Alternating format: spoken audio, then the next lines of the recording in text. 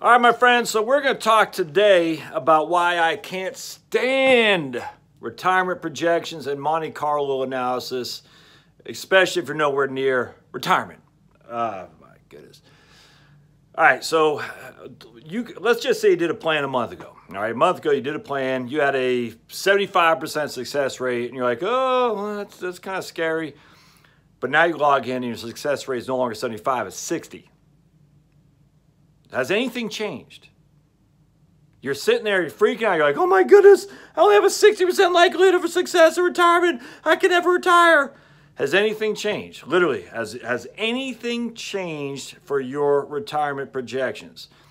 Well, the answer is the only thing that has changed is the market has fallen off a 6% decline. All right, so the market is down 6%. So now all of a sudden, what used to be a 75% rate of projected return for retirement is now here, because your $100,000 is now worth $94,000. And so what happens there, because you have less starting money?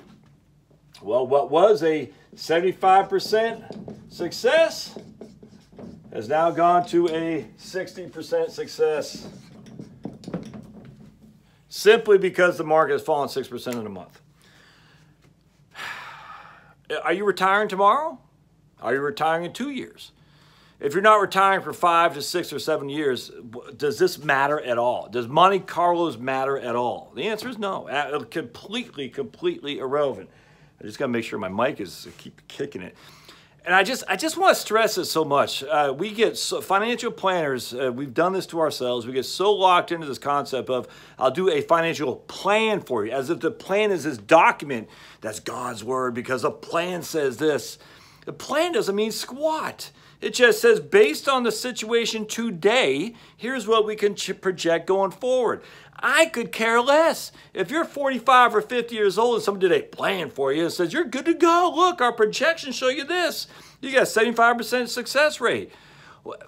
Then you fast forward 30 days and it dropped to 60%. Well, now you're like, I can't retire. Why? Well, because the plan is only 60%, but a month ago it was 75%.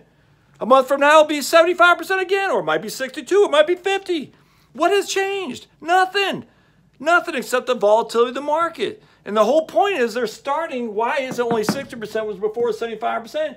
Because we're starting at 94,000 now. So the Monte Carlo analysis is saying, all right, Josh, you're going to retire today. You got $94,000 in your account. You need 4% a year from that portfolio, 4% a year from 94,000. Let's get my trusty old calculator here.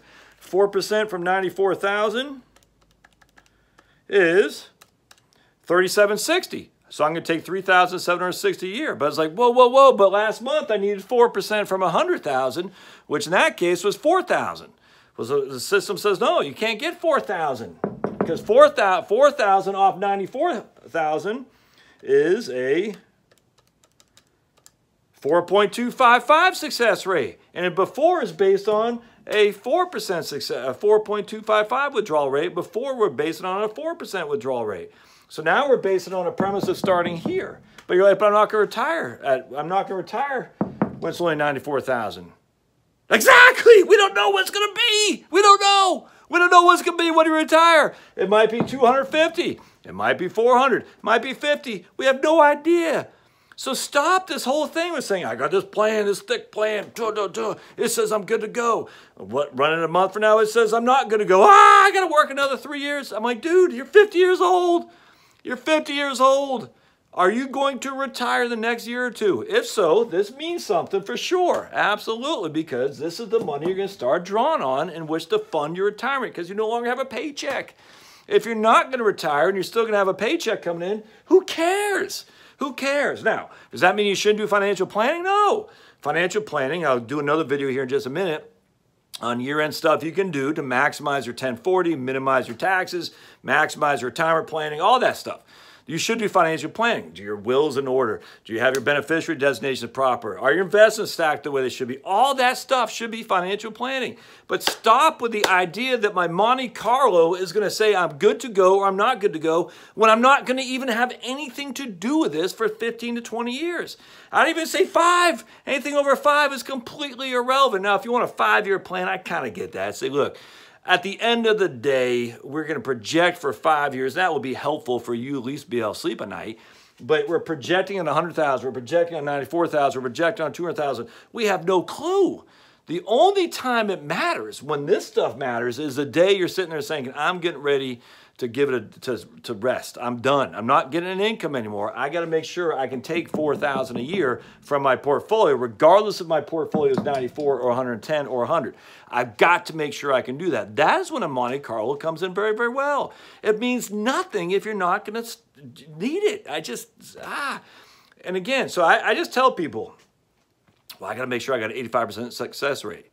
All right, when are you going to retire? 10 years from now. Huh? Well, it doesn't mean anything. Well, this is not a financial plan. Well, financial plan can tell you anything you want. I mean, I can easily manipulate the numbers to give you a 100% success rate. What's the point? The point is it has nothing to do with any of this stuff. The point has to do, are you on track to maximize your net worth, to maximize your wealth, to reduce your expenses, reduce your debt, to make sure that when you retire, the tax man isn't bulldozing down your front door.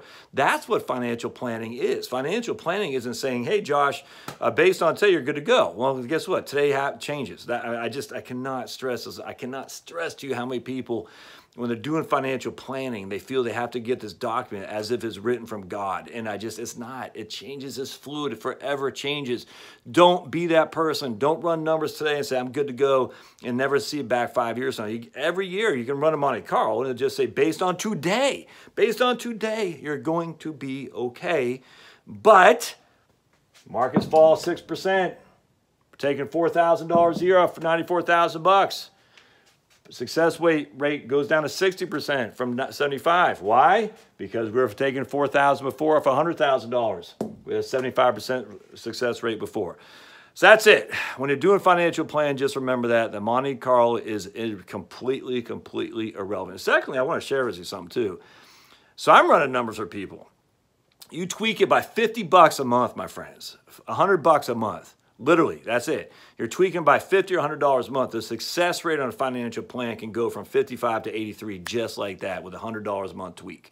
We are talking tiny, minimal increases or reductions of spending and huge increase. I mean, it's a butterfly effect. There's no other way around that. Huge changes in your probability of success, which is why I can't stand the probability of success, because what you should do when you retire is every year, you say, how can we maximize this puppy for this year? Not for 20 years hence, for this year. How can we maximize it? Markets are up, should we take gains? Markets are down, should we draw off our cash? Should we rebalance? Should we be doing Roth conversions? What do we need to do based on our income needs for the next year? That's why you always keep 2 years cash, by the way, because that way you don't have to sell when the markets are down to put food on the table. Financial planning 101. It's year over year, maybe even 2 years over 2 years.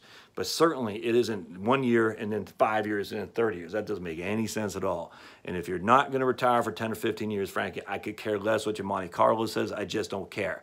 We're extrapolating numbers today, and you have no clue if that's going to be what you need in the future. None. I think I want to buy a house in Hawaii. What are the house prices going to be? Well, according to Zillow, 15, 20 years, we have no idea what it's going to be. No. Are you going to be able to sell your house at that point? I don't know. Are you going to get hurt? You have a job? We don't know. There's so many ifs in there. That financial planning basically should say, as of today, you look pretty good. Tomorrow can change, but if you want to redo it again tomorrow, what's the point? What are you going to do differently? The answer is you're not going to do anything differently. And that's a nice thing is we can say, look, you're spending too much money right now. I don't need a Monte Carlo analysis to tell me that. I just don't. I need an analysis of your true cash flow. And that's where financial planning is. Cash flow is king, forever will be king. Make sure your cash flow, you understand it, because everything revolves around that. Not this right here, it's cash flow. How much cash are you spending today to cover you for the next year?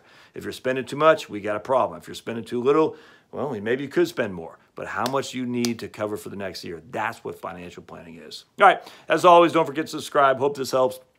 Don't get wrapped around the axle of financial planning if you're not going to retire anytime soon. I mean, in terms of Monte Carlo projections, all that, it's completely irrelevant. People say, I need a number. No. You don't need a number. You just need to know, can I get by the next year? And what are the ways I can maximize this? Subscribe, notes, questions, comments, we'll put them down there. Thumbs up always help, and we'll see you next time. Thanks, guys.